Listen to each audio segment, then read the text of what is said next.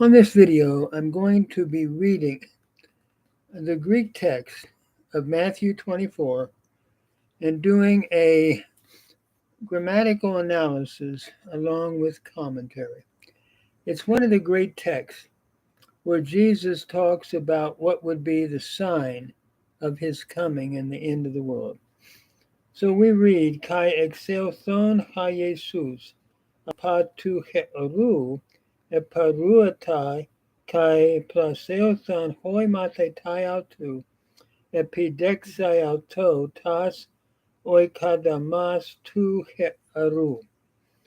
And when Jesus went out from the temple, he was going, and his disciples came to show him the buildings of the temple. Kaexelthon is from exergamai. It is an aorist participle, nominative masculine singular, from exergamai, to go out. So Jesus, when he went out, a temporal use of the participle, I believe, from the temple, he was going. Eparuata is from paruamai. It's the imperfect indicative active third person singular from paruamai. He was going, and his disciples came to show him. Praseothan is from prasergamai. It's the aorist indicative active third person plural from prasergamai. His disciples came to show him. Epidexai is from epideknumi. It is the aorist active infinitive from epideknumi, to show him the buildings of the temple. And notice the words of Jesus. Ha de apokrites, e penaltois, u blepete tauta panta, amen lego humen, u me afete, hode listas epilistan, has u kataluthesetai. And he answering said to them, do you not see all these things? Verily I say to you, there shall not be left here stone upon a stone which shall not be destroyed. Ha apokrites is from apokrino, or apokrinomai. It is your aorist passive participle, nominative masculine singular.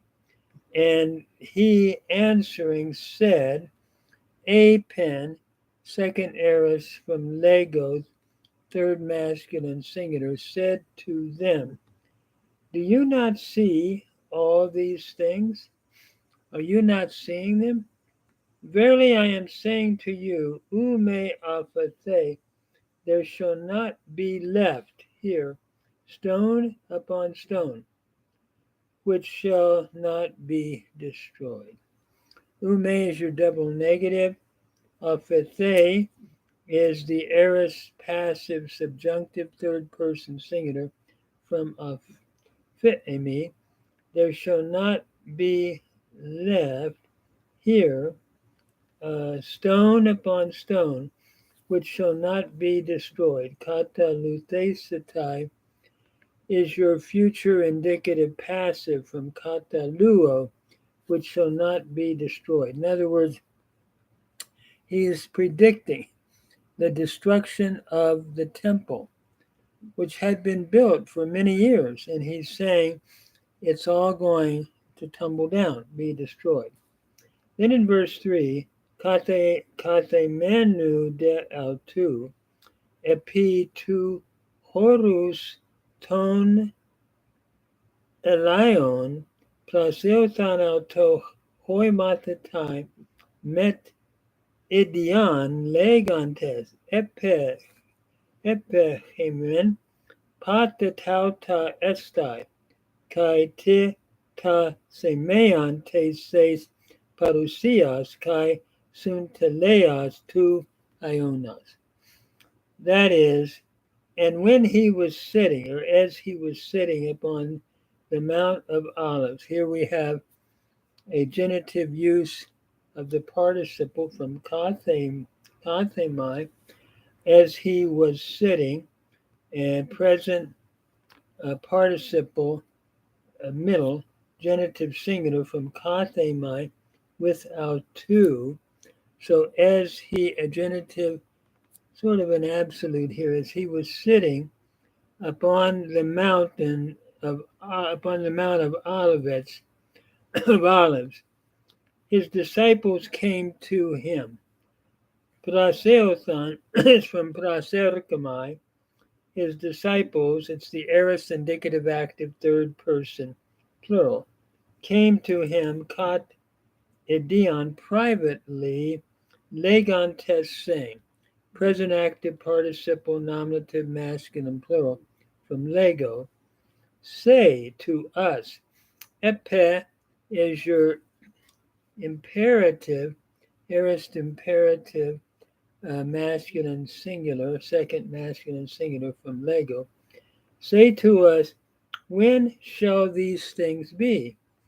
Pata tauta estai. Estai is your future indicative from a me, active. When shall be these things? And what shall be the sign of your coming? Kaisun teleas tu ionas, and the end of the world. It's interesting that Jesus is now going to give what we know as the upper room, as the Olivet Discourse. Kaya pakrithes ka Jesus epen autois, lepete me tis humes planese, and Jesus answering said to them, beware lest you should be deceived. Apokrithes is from apoklinomai. It's the aorist passive participle nominative masculine singular. You think of luthes, lutentas, and so forth as your aorist participle. And Jesus answering said to them, apen again, the aorist indicative active third person singular from lego, beware. Notice blepete, present imperative second masculine plural.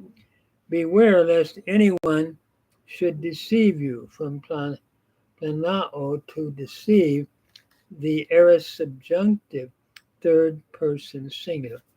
Beware lest anyone should deceive you. And then he begins to spell out what would be taking place from that time, and I believe until now and until he returns. Paloi gar elusantai epito anamati su legantes ego emicha Christos, kai palus planesusin.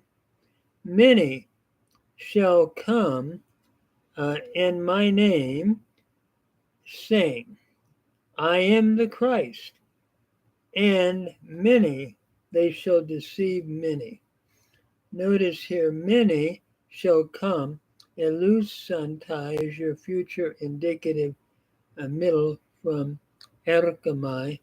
Many shall come. It's a many shall third person plural from ergamai. Many shall come in my name, legantes, saying. Legantes is from lego. It's your present participle nominative masculine plural from lego, saying, ego emicha Christos, I am the Christ, and they shall deceive many. Kai palus planesusin. Planesusin is your future indicative active, a third person plural from planao. They shall deceive many. And then he goes on to talk about how there'll be wars and rumors of wars. and you'll be hearing of that. But we're still in the birth pangs, so to speak. We aren't yet at the end. And so I think, let me just do one more. Malesitai de akuen palemus kai akaas palemon arate me throeste de garganestai al upo estenta telas. That is, you are about to hear of wars and rumors or hearing of rumors of wars. See that you not be troubled,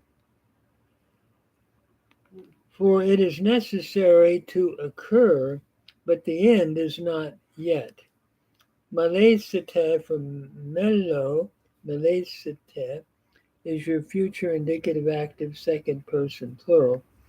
You shall hear, or you shall be about to hear. Akuane is your present active infinitive from akuo. Wars and rumors or hearings of wars.